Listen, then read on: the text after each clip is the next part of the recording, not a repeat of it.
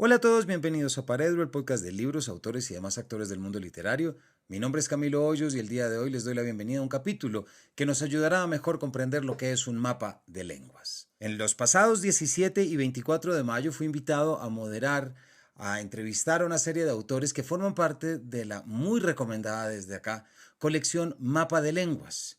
La colección Mapa de Lenguas surge de la voluntad de querer pensar la literatura como una suerte de patria común hecha de voces propias, fundamentada en el carácter universal del idioma que compartimos.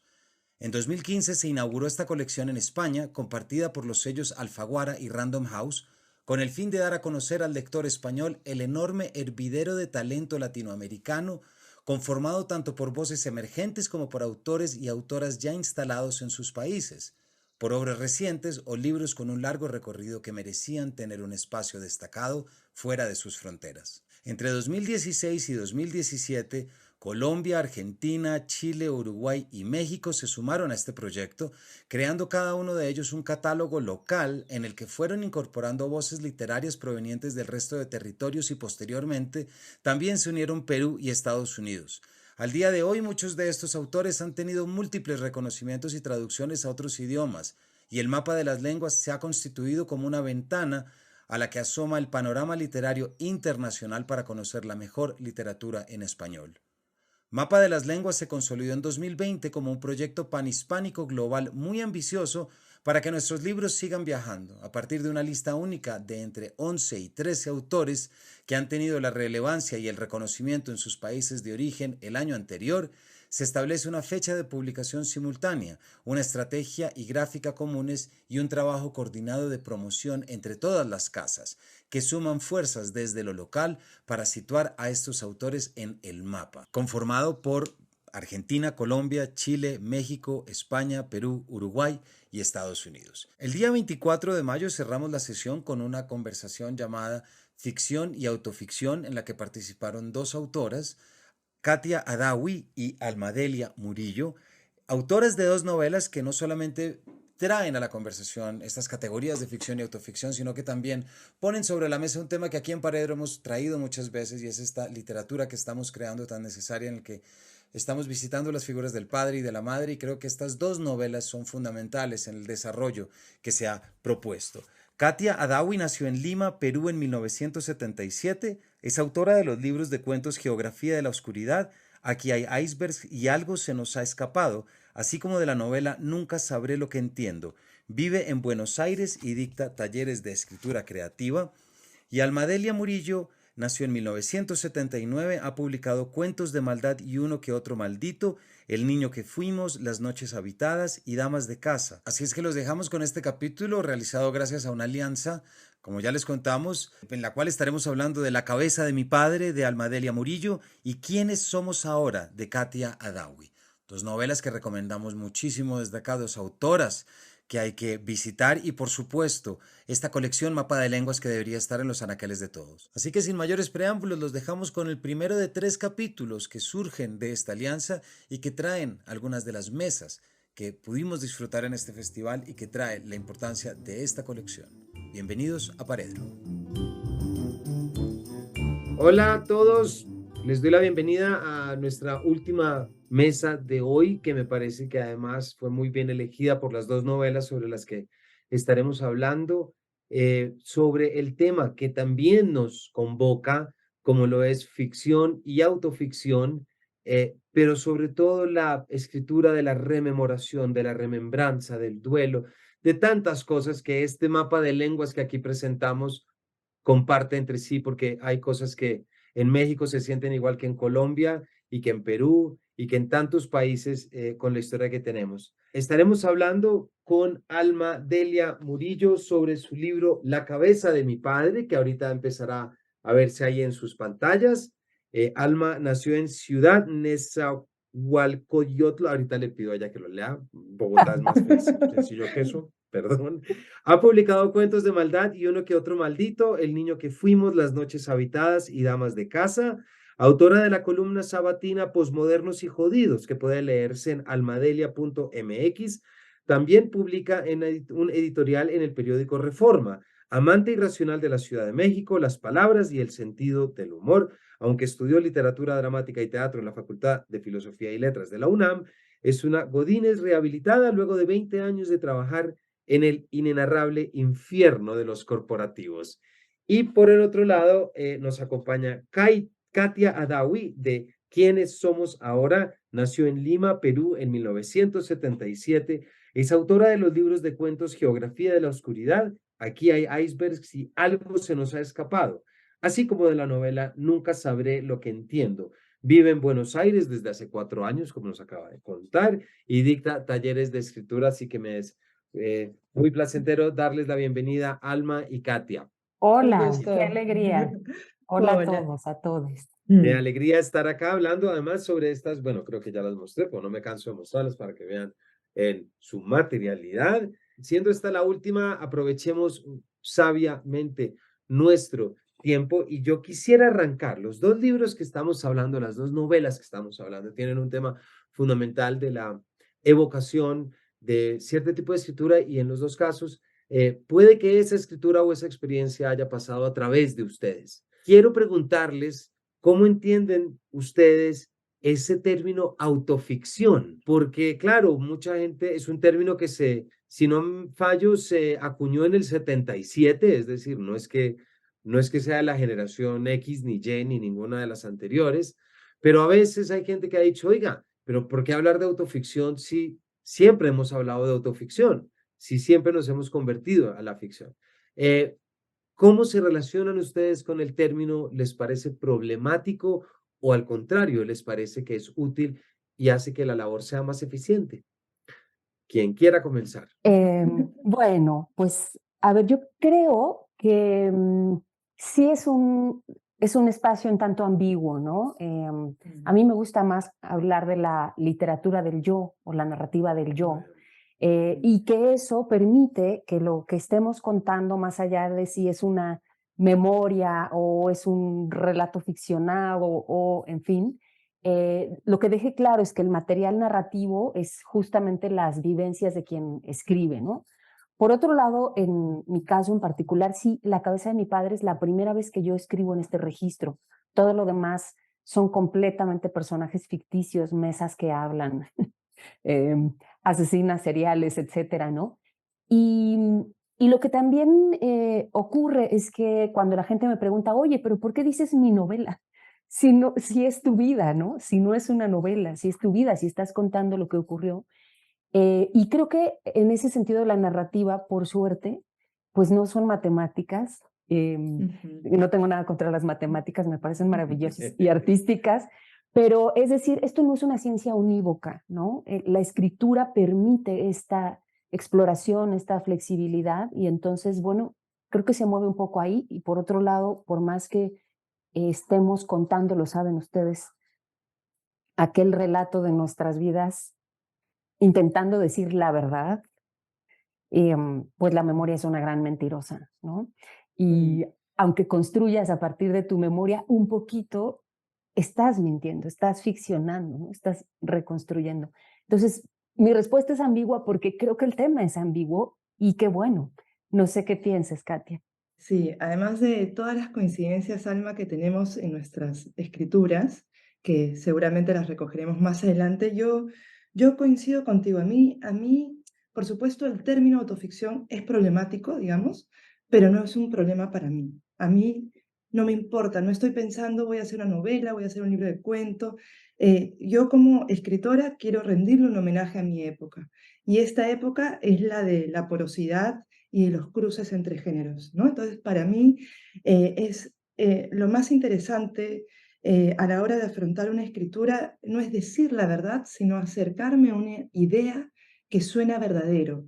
¿Cuál es la verdad? Si, como bien dice Alma, la memoria todo el tiempo está caprichosamente haciendo de las suyas, ¿no? Entonces, si lo pensamos, esto viene mucho antes, ¿no? Ya, ¿qué haríamos con Rousseau, por ejemplo, y sus confesiones, ¿no? Entonces, venimos trabajando con materiales de la propia vida. No importa cuánta ficción hagamos, ¿de dónde vamos a tomar información si no es de los rastros y los restos que quedan acá rondando y persiguiéndonos, incluso en el territorio de los sueños? Que eso también trabaja mucho, mucho Alma, ¿no? Entonces, al diablo, digamos, al diablo con eso. Creo que hice una, Suscribo a favor. sí, no, no, y yo ya sé que voy a contestar de ahora en adelante, porque está muy bien, es un problema, pero no es un problema para ti, porque no cambia en nada. Y yo creo que lo que encontramos con estos, incluso con estos nombres, incluso Alma, como el que tú acabas de decir, de la literatura del yo, Mm, es como si detrás tuviéramos una serie de lectores literarios que cada vez quieren tener más clara esa frontera entre la ficción y la realidad, qué es cierto y qué no lo es, ¿no? Ese mm, famoso letrero que encontrábamos en la contraportada de los personajes que están en esta novela no están basados. Entonces uno dice, uff, mm, qué alivio. O mm, sí están basados, y le dicen sí están, y tú dices, uy, pobres, tenaz. Es decir, siempre eso de qué mm, hacer con la realidad y qué hacer con la realidad cuando nosotros la estamos enfrentando. Pero esto me conecta, si esto lo estamos hablando con la realidad, hay algo que tiene que ver con las dos novelas, Kate, que como tú bien dices, comparten ustedes, y es la forma como nos enfrentamos a la memoria y al recuerdo. Hay una frase que a mí me gusta mucho de Oscar Wilde, en la que dice que la forma como vemos las cosas depende de las artes que nos han influido. es cierto. Entonces yo creo que a nosotros los lectores literarios, la ficción se nos va a atravesar siempre en Mm, nuestra memoria. mm, Porque si recordamos, comemos, entonces vamos a recordar incluso según los narradores que más nos hayan marcado y que ujú, más nos hayamos sentido, ¿cierto? Me gustaría sí. preguntarles a ustedes, ¿cómo creen ustedes que la ficción, ya sea por la experiencia de las novelas o de los textos, o ya sea como lectoras, como quieran manejarlo, pero cómo creen ustedes que la ficción actúa en nuestra memoria, como especie, como humanos? Es decir, vamos a estar hablando después de escritura y sanación. Yo sí Mm. veo que la ficción cumple con un papel muy importante en nuestra vida. Cómo lo ven ustedes y lo entienden? A ver, si quieren, empiezo yo esta vez. Sí, escuchándote y bueno, y recuperando lo que Alma dijo antes. Primero, el problema para mí con una escritura que no es conmovedora en el sentido de dar cuenta de una hondura, acompañarte a atravesar una hondura, es que cuando se sostiene en el plano de lo meramente anecdótico y no leemos que ahí alguien ha aprendido a transformar, digamos, su dolor en arte, ¿no? Entonces, recuperando también lo que dije, tu pregunta, yo pienso mucho en Annie Ernaux y cómo ella trabaja en el acontecimiento, por ejemplo, el tema de su aborto, ¿no? Cuando ella le reclama, tú acá estás hablando solo de ti, ella dice, no, yo estaba también dando cuenta de lo difícil e hipócrita que era abortar en una Francia en los 60 en medio de las revoluciones estudiantiles. Incluso ahí, en medio de la revolución, era muy difícil poder hacerlo. Entonces, da cuenta de una problemática de las mujeres, una problemática de salud, una problemática hipócrita en un contexto determinado.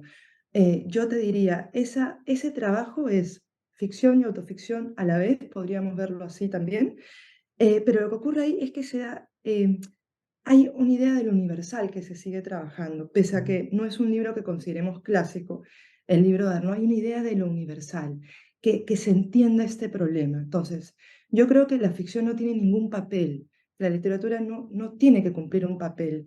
Sin embargo, aunque no cambie una guerra, aunque no detenga los virus, ¿no? Aunque la pobreza siga existiendo, digamos, el rol que nos podría traer es el de darnos un alivio, ¿no? Nos acompaña a vivir y a morir, digamos. Para mí eso es un montón, ¿no?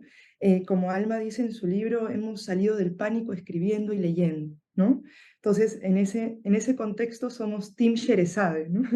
Cada noche la literatura nos salvó la vida, ¿no? De la muerte psíquica, que quizás es la muerte más terrible de todas. Mm, Sí, sí, qué lindo eso que dices al final, ¿no? Porque es sí. cierto, yo lo cuento ahí en la novela y ahora lo digo así, los libros son mis otros hermanos, además de esos Sí. 7 hermanos que ya son suficientes, tengo esos hermanos libros que por ahí, viviendo en estas zonas marginales en las que yo crecí, era difícil acercarte a la literatura, ¿no? Pero bendita la hora, o sea, como decía Borges, ¿no? Lo mejor que me pasó en la vida fue aprender a leer. Y entonces, cuando por ahí cayó un ejemplar de toda la obra, por ejemplo, de Dostoyevsky, estos de Aguilar, ¿no? Uno de ellos, donde leí muy chiquita Los hermanos Karamazov, que yo estoy segura que no entendí, pero sentí cosas. Y ahora que hacías esta pregunta, Camilo, lo que yo pensaba es, por supuesto que la ficción, si nos ponemos en estos términos con ciertos diques del entendimiento, ¿no? Podemos decir que la ficción es mentira o no es real, pero las emociones que provoca son absolutamente verdaderas. Y eso, por supuesto que alguien que con los años va refugiándose en esto, o sea, escribir es mi ansiolítico infalible, ¿no?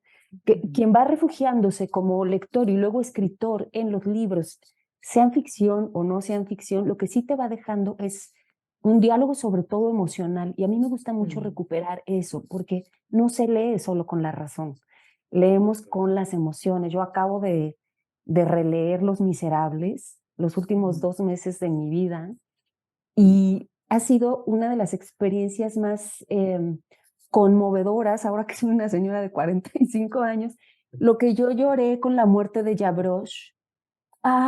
¿No? Y no es autoficción, no es Víctor Hugo contando su vida, ¿no? Pero toda esa secuencia, esa escena, el niño como pajarito, apareciendo, desapareciendo, cantando, o sea, yo decía, no quiero, pero sí, además ya sé lo que va a pasar, pero la emoción es verdadera y esa emoción genera, pues eso, una suerte, sí, de milagro literario, ¿no? Entre la soledad de quien escribe y la soledad de quien lee, lo que hay es una emoción verdadera, más allá de si es un cuento fantástico, Es, ¿no? es muy lindo eso, ¿ah? Muy Es un bonito. milagro, como tú bien dices, porque podríamos considerarnos no religiosos, ¿no? Ni religiosas, sin embargo, la lectura y la escritura son ejercicios espirituales. Es lo que sería una experiencia mística profana, pero sí, es decir, es exactamente entenderla desde ahí. Pero me interesa mucho un tema que estamos mencionando acá, Alma, que tú traes, y Katia, tú también ya lo estás diciendo, y es que yo siento que nuestra generación, es decir, yo soy del 79, Alma como tú, y que somos de la misma, Katia, ¿cierto? Tú del 77, pues yo siento que nuestra generación, y esto lo digo a nivel latinoamericano, está cada vez más revisando y explorando las figuras con las que fuimos criados, es decir, la figura del padre y de la madre. En Colombia, por Sí. ejemplo, bueno, Pilar Quintana con Los Abismos es revisar la maternidad. Sara Jaramillo Klinker, Cómo maté a mi padre, es revisar el asesinato de su padre a manos de un sicario en Medellín. Bueno, y así Emiliano Monge acaba de publicar también. José, mejor dicho, podemos sacar, yo al principio creí que era algo más de escritoras, pero ya hay una Giuseppe Caputo, Estrella Madre, José Zuleta en Colombia, etcétera, etcétera. Es decir, es algo que ya no es únicamente de género. Entonces luego en un momento dije, ¿será que mejor dicho, será que esos son los efectos que las redes están haciendo que caigan sobre nosotros, por ejemplo? Una nueva forma de recordar. Y después dije, claro, también somos Latinoamérica. Es decir, ¿cuántos asesinatos hemos tenido que vivir? Entonces, quiero preguntarles cómo ven ustedes en la actualidad esta inmersión que parecemos estar viviendo de poder revisar las figuras paterna y materna, figuras de crianza y figuras que están en nuestra infancia. No creo, y no es verdad decir que es la primera vez que se hace, porque también ya se ha hecho, pero ustedes creen que nosotros lo estamos haciendo de una manera especial que nos diferenciaría de las épocas pasadas o sencillamente estamos aprovechando el tema novelesco, aprovechando, lo digo con mucho respeto, por supuesto, para poder indagar y explorar. Ay, qué temazo. Yo creo que sí, por supuesto es que hay un tema transversal y universal, ¿no? Que es esta figura de atávica, ¿no? De la madre y el padre. Además, en esta mesa tan puntualmente retratadas, ¿no? Katia, que habla de la madre, del duelo de la muerte de una madre, y yo que hablo del padre y de ese duelo, pero no es solo eso, es la deconstrucción de esas figuras. Es un relato profundamente emotivo en ambos casos, ¿no? Y sobre todo es me pareció a mí cuando terminé de leerte, Katia, que lo que las dos hacíamos era un largo recorrido de preguntas, ¿no? Esas Mm, preguntas que no podíamos hacer de pequeños, porque mm, no preguntes. De pronto, bueno, cuando tienes este oficio, si para algo sirve, que para algo sirva, sea para preguntar, ¿no? Entonces pienso que un poco es un tema universal, pero también es verdad en el caso de Latinoamérica que pues nuestros relatos, yo recuerdo, y lo cito creo que en mi novela, la distancia que nos separa, ¿no? De Renato Cisneros, que conocen Sí, seguramente muy también, bien, exacto. ¿no? Ujú. Eh, y ahí está, digamos, el cuestionamiento de un padre con estos tintes dictatoriales, ¿no? Eh, y llegamos al mío, que es un padre con tintes de narco, porque esto es mm, Latinoamérica, ¿no? mm, Y leo la historia de Katia y es una persona de Perú, pero que vive en Buenos Aires. mm, Y bueno, la novela de Héctor Abad, ¿no? Que es también pues entrañable. Entonces, por supuesto que nos hermana este estado, esta máquina de violencia de la que nuestros países llevan tratando de librarse, construyendo, reconstruyendo, atravesada por un gran tema que es la pobreza, ¿no? Y mm. que eso genera, por supuesto, una forma de narrativa. Entonces, sí veo un poco esos tintes y por último, y ya me voy a callar, yo creo que sí es un poquito novedoso, sobre todo el tema de la madre en los últimos 5 o 7 años, tan cuestionado por las mujeres. O sea, esta literatura que empieza a aparecer, mencionaste a Pilar Quintana, por supuesto, está ahora la novela de Katia, pero Rosa Beltrán, que es una escritora mexicana, publicó hace un par de años o el año pasado Radicales Libres, ¿no? Que la historia empieza con una madre trepada en la Harley Davidson de su amante y su hija Mm, de 13 años en la puerta y la madre diciéndole, me voy, los dejo. Ya, Em, y claro. eso sí creo que es un punto de vista narrativo de la hija que empieza a sumarse, digamos, un poquito más al parejo que el punto de vista narrativo del hijo que bueno, que por tradición y por esta sociedad patriarcal sí ha tenido mucho más espacio en la narrativa, creo. Muy mm. chévere. Muchas gracias, Alma. Katia. A mí me pasó algo quizás un poquito diferente. Fue leyendo a Jamaica Kincaid, Mm. la obra completa, y a Vivian Gornick, y a las dos les encontré una trampa repetida en su escritura, y que es el tema del falso recuerdo, ¿no? Nace en escritura Vivian Gornick cuando su mamá, en Apegos Feroces, ella lo cuenta, le Mm. corta en retazo del vestido, vestido que ella quería usar para una fiestita, se pelea con la madre y la madre corta este vestido y le dice, aquí está tu corazón si tuvieras uno. 4 libros después, Vivian Gornick va a decir, ese recuerdo nunca ocurrió, eso no fue así. Y estuve enojada con mi madre 40 años increpándole por esto y nunca pasó. Sin embargo, ella no hubiera nacido escritura sin ese corazón de tela que la madre le muestra como estandarte. Lo mismo le pasa a Jamaica Kincaid. Jamaica Kincaid, en Autobiografía de mi madre, va a contar que la mandan a cuidar a su hermano, ella tiene 13, el hermano recién nacido, y hay un árbol, es un guayabo que las hormigas rojas cruzan y pericotean, así comen al hermano, empiezan a comerse a su hermano. Y cuando la madre llega, manda, o sea, corta el árbol, corta el guayabo. Y cuando tú lees Lucy, que es un libro anterior, Mm. la escena es la misma, pero el árbol es un cerezo. Y ya no lo han cortado, ya no lo ha cortado la madre, lo han cortado los presos de Antigua y Barbuda, vestidos de blanco, uniformados. Y eso te cambia, o sea, te da una lectura social, política, económica, ética, estética diferente. Entonces, como el mismo recuerdo aparece y aparece travestido de otra cosa, de escritura. Pero es ahí donde uno puede decir, ahí nació la escritura de ellas, de una herida materna, Mm. ¿no?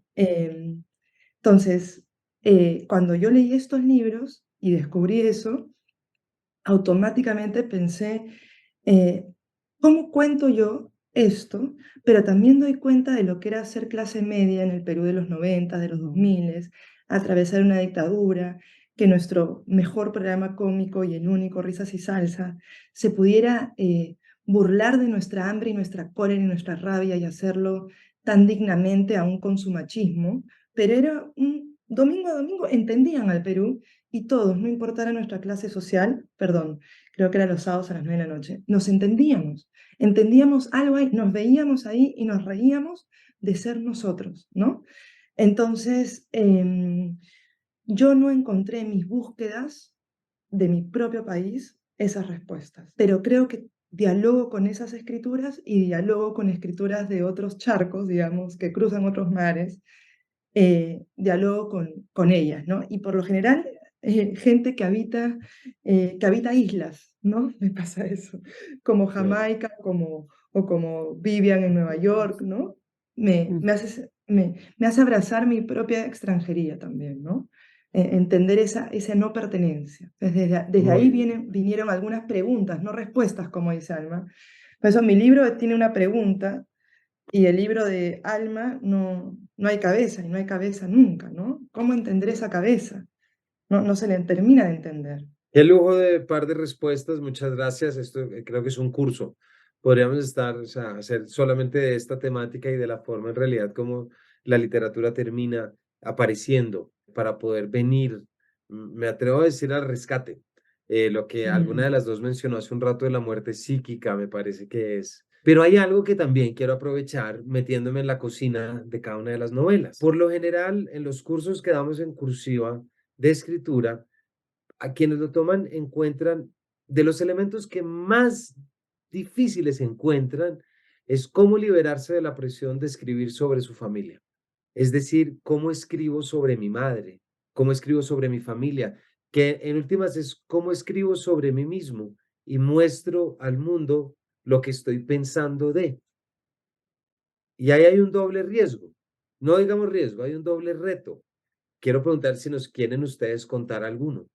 Hay uno que es técnico, por supuesto, porque es una novela, no es, me voy a poner aquí a hacer una nota de voz que luego transcribo, pero luego hay uno que yo lo encuentro muy vinculado con el primero, que es el emocional. Es decir, es la escritura difícil que, como tú decías ahorita, Alma, pregunta, busca, y no es fácil, no es fácil. Escribir en este momento no es fácil.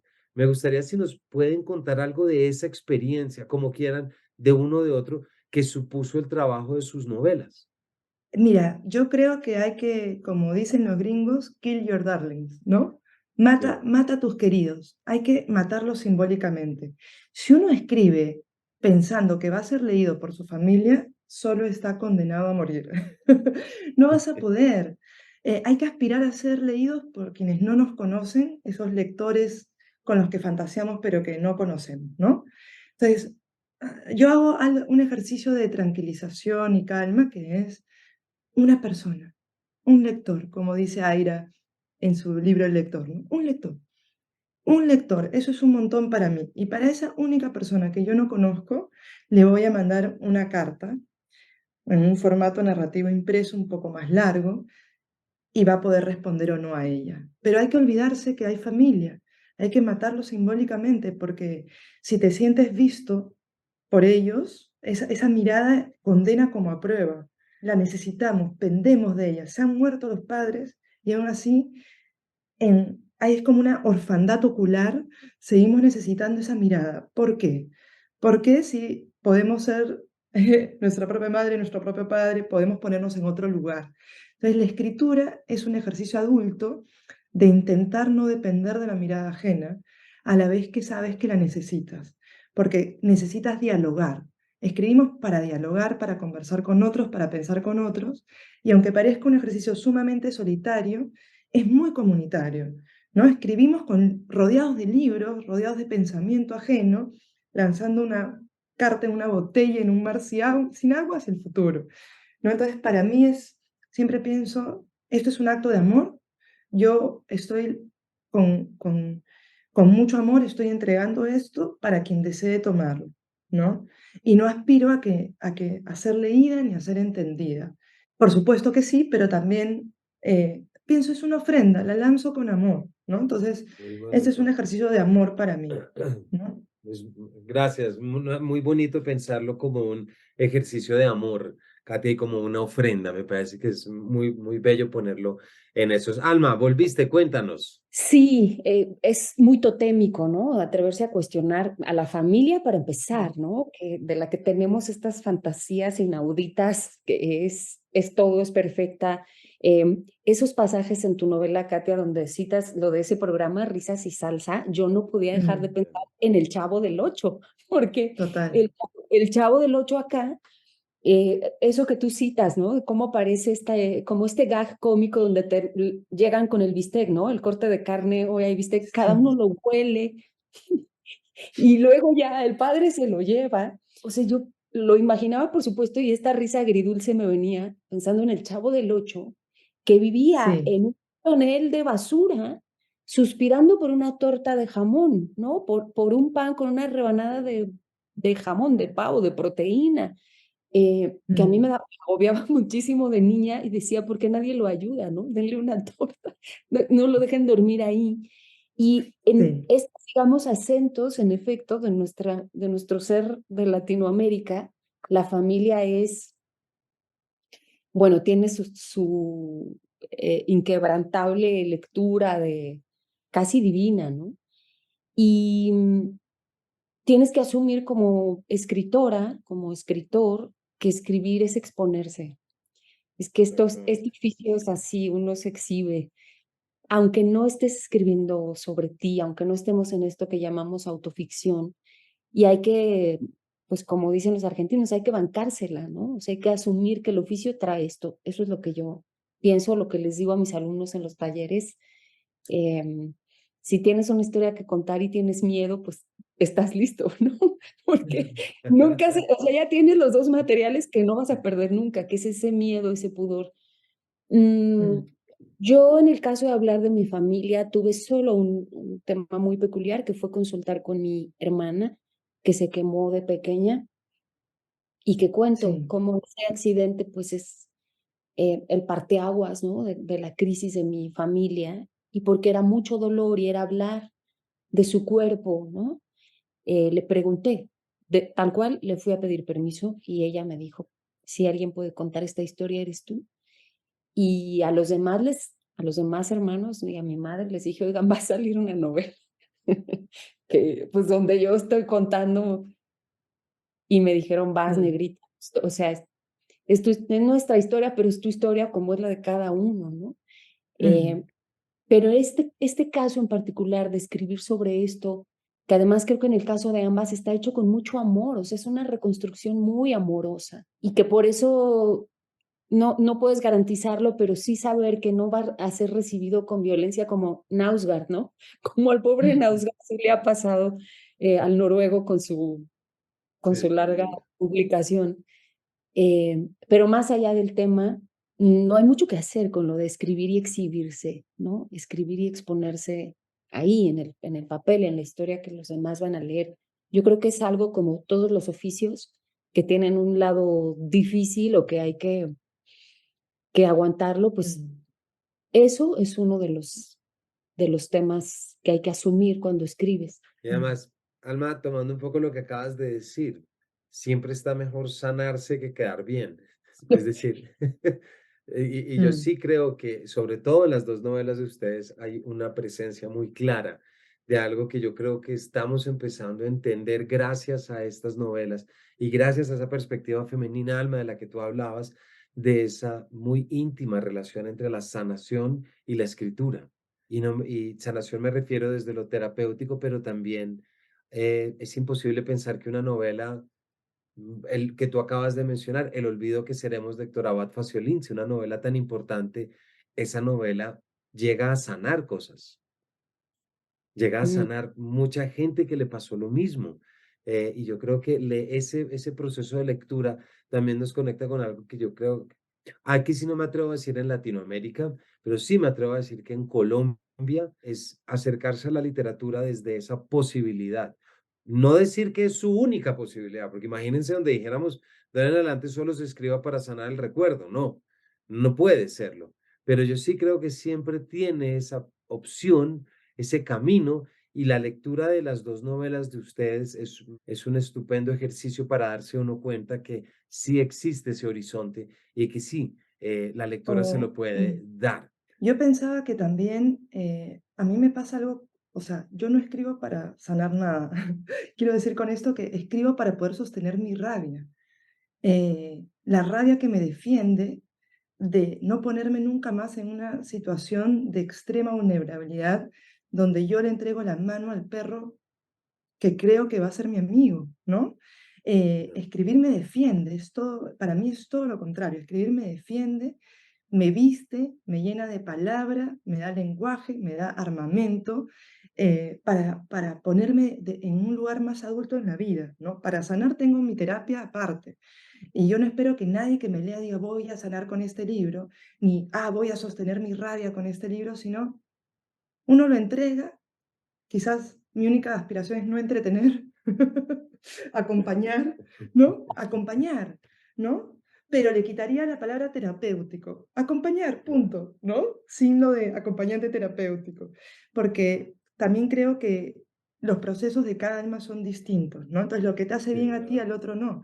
Hay gente que se analiza como nosotras, pero hay gente a la que simplemente le dicen psicoanálisis no es para ti, ¿no? Entonces, cada quien con sus hierbas y eso, pero la lectura como un acto de resistencia, de rebeldía y de eso, y de rabia, de rabia. Katia Alma, creo que también ibas a decir algo. Sí, es que, bueno, la oigo y me oigo en las muchas Ujú. conversaciones cuando me preguntan esto diciendo casi exactamente lo mismo, ¿no? No, no, no, no, yo no quiero sanar a nadie. En el caso de Sí, México, además, con este gran tema de, digamos, de cambio social, ¿no? De venir de un origen mm, y llegar a otro, entonces me ponen como ejemplo y se los digo, yo me quiero morir, ¿no? Me parece muy perverso.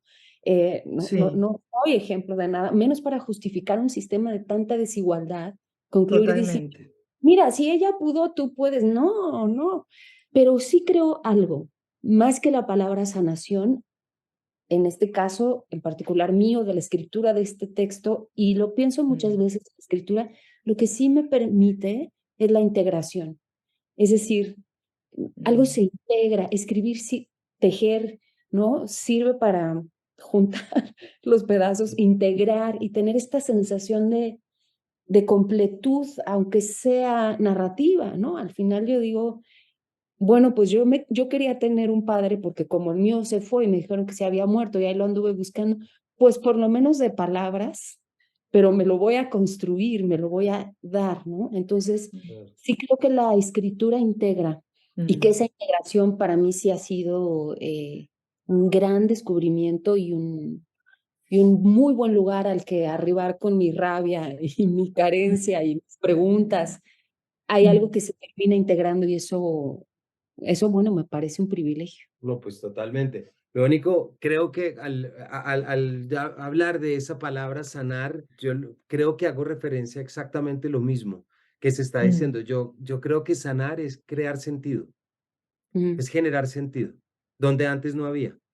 Y mm, creo que eso, ahí es donde me quedo, ahí es donde me instalo mucho porque es esa narrativa que me permite como entender algo que antes no entendía, la ausencia, el duelo, lo que sea, pero desde ahí era un poquito desde donde lo decía. Se nos mm. está acabando el tiempo, pero hay una pregunta que nos envían y que quiero hacérselas y es, Jimena nos pregunta, ficción o no, las palabras que ustedes comparten traen recuerdos a nuestra individualidad y también al recuerdo colectivo. Es un poco lo que venimos hablando, ¿cierto? Por lo tanto, ¿creen ustedes que existe la autoficción colectiva? No tengo idea. Me Bueno, encanta no saberlo. No sé. No, porque creo también que la memoria colectiva, o sea, creo que hay a ver, para irlo pensando, ¿no? En vivo lo estamos pensando acá con mi compañera y contigo, ¿no? Eh, la memoria no es colectiva, ¿no? La memoria es individual, pero hay, por supuesto, una memoria histórica que hay que defender a morir. Pero la memoria como ejercicio es individual. Dos hermanos no van a recordar el mismo hecho nunca, ¿no es cierto? Tú pregúntale a tu mejor amiga cómo la conociste y su versión, o sea, tenemos versiones permeadas por la memoria acuática, flotante, inventiva, compensatoria. Entonces, partimos del potencial de una semilla, ¿no? Una idea, un recuerdo esbozado. Y por supuesto, leer nos permite, así como las narraciones orales nos permiten entender de dónde venimos, bueno, los testimonios escritos nos ubican en un lugar, en una historia, en un contexto que nos dan pilares para recordar también. Leer es como leer en ese sentido, ¿no? Tú hueles perfumes, aromas, cosas que apestan, inmediatamente no hay olor inocuo, te lleva a un lugar amoroso o cruel para ti.